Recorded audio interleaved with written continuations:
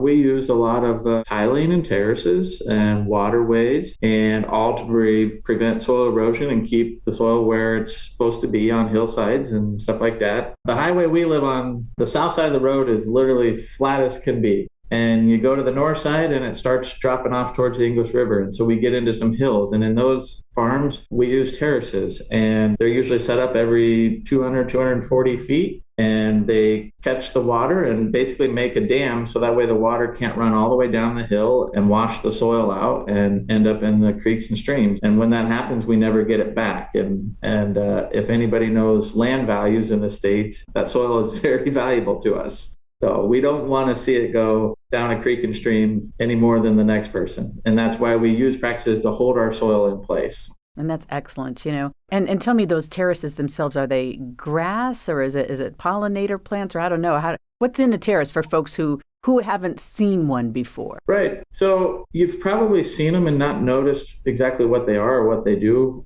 If you just look around, driving around the state, they're everywhere. And they're usually a grass berm on almost like a 6 or 8 foot tall dam on the side of a hill. And that's designed to slow the water up and dam it up. And then usually there's a tile riser, so an inlet pipe that catches the water and then drains the water underground and outlets to a creek or a low-lying area to get rid of the water. So there's a lot of filtering that goes on before it would even get to the stream. And if the water can move through the soil profile first instead of on top of the soil, the water is cleaner, it's clear, and soil is a natural filter.